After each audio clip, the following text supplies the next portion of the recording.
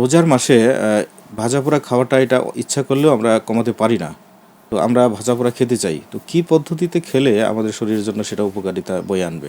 আসলে এই একটা মাস কিন্তু আমাদের সিয়াম সাধনার মাস। আমরা চেষ্টা করি যে আমাদের ট্রেডিশনাল যে খাবারগুলো ইমোশনালি আমরা কিন্তু চাইলেও বাদ দিতে পারি না, এবং পুষ্টিবিদ হিসেবে আমাদের কিন্তু চ্যালেঞ্জ থাকে আসলে পেশেন্টকে বা হচ্ছে যারা আছেন দেখেন প্রোগ্রাম, তাদেরকে কিভাবে কনভিন্স করা যায় হেলদি খাবারের প্রতি।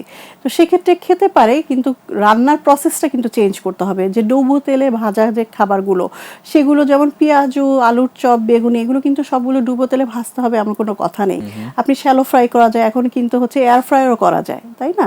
সো হচ্ছে আপনি যদি শ্যালো ফ্রাই করেন সেক্ষেত্রে কিন্তু খুব চমৎকারভাবে আপনি অল্প তেলে আপনি ভেজে সেটা আবার টিস্যুর মধ্যে রেখে কিন্তু আপনি চাপ দিয়ে অতিরিক্ত তেলটা সোক করে নিতে পারেন। কোডিংটা একটা বিষয় থাকে, যেমন হচ্ছে অনেকে বুটের যে বেসনটা থাকে, বেসনটা কিন্তু অনেক ক্যালোরি আসে, তাই না, কার্বোহাইড্রেট।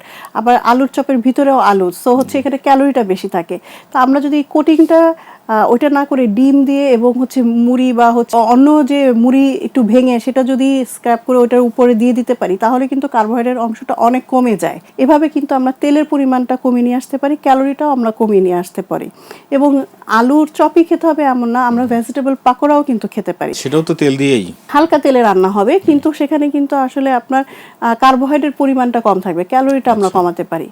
কেন বলছি, কারণ হচ্ছে অতিরিক্ত তেলে ডুবো তেলে ভাজলে দুইটা সমস্যা আছে। একটা হচ্ছে অতিরিক্ত ক্যালোরি চলে আসে, আর দ্বিতীয় হচ্ছে গিয়ে এই যে তেলটা আমরা যে সাশ্রয়ী হব, আমরা তো ফেলবো না, ওই তেলটা কিন্তু 4-5 দিন ব্যবহার করা হয়, তাই না? সো যখন হাই হিটে একটা তেল ব্যবহার করবেন সেটা কিন্তু ট্রান্সফ্যাট হয়ে যায়, যেটা হচ্ছে আমাদের পেটের জন্য খুবই অস্বাস্থ্যকর একটা পরিবেশ তৈরি করে। অবশ্যই ট্রান্সফ্যাট যেটা হয়, দেখবেন যে ওখানে কালো কালো কিন্তু বের হয়, তেলটা কালো হয়ে যায় এবং ওইটা খাবারের মধ্যেও চলে যায়, এবং এটা আমাদের ক্যান্সার সেল যেটা হয় সেটা ওই পরিবেশটা সৃষ্টি করে। হ্যাঁ, ক্যান্সারজেনিক উপাদান যেটা, ক্যান্সারজেনিক সেল তৈরি করার একটা পরিবেশ তৈরি করে দেয়। এর জন্য কিন্তু আমরা বলি যে যে বাইরের যে অতিরিক্ত ভাজা পোড়া তেলের খাবার, কারণ কমার্শিয়াল যখন ব্যবহার করবে তারা কিন্তু একই তেলে বারবার তারা ইউজ করছে, আমরা হয়তো বাসাবাড়িতে সেটা হয়তো করি না।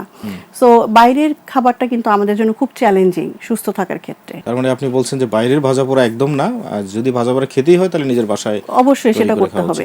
এবং আরেকটা যেটা করতে পারি, যে বাচ্চারা অনেকে রোজা রাখে, চিকেন ফ্রাই করি আমরা কিন্তু সেই কোটিংটা করে দিই, আটা ময়দার কোটিং না করে আমরা যদি একটু ওটস দিয়ে করে দিই, এটা তো কমপ্লেক্স কার্বোহাইড্রেট, ঠিক আছে? তাহলে হবে কি, অনেকক্ষণ কিন্তু ওদের পেটে থাকবে। এবং অনেকেই দেখা যায় যে ইফতারি করার পর বাচ্চারা কিন্তু ঘুমিয়ে যায়, আমরা বড়রাও ঘুমিয়ে যাই, তাই না? সো হচ্ছে গিয়ে আমরা যদি এইভাবে করে করি, বা চিকেন নাগেটস যেটা করি, হ্যাঁ, সেগুলো যদি আমরা ওটস দিয়ে একটু ফাইবার, হ্যাঁ, এগুলো করি, এবং আমরা ব্রাউন ব্রেড দিয়ে যদি কোনো একটা খাবার খাই নর্মাল আটার পরিবর্তে, ঠিক আছে, চেঞ্জ করে করে, তাহলেই কিন্তু এটা অনেক স্বাস্থ্যসম্মত হয়। মেইন কথা হচ্ছে যে আমাদেরকে খেতে পারবে, কিন্তু একটু বুঝে খেলে কিন্তু আর কোনো সমস্যা নেই।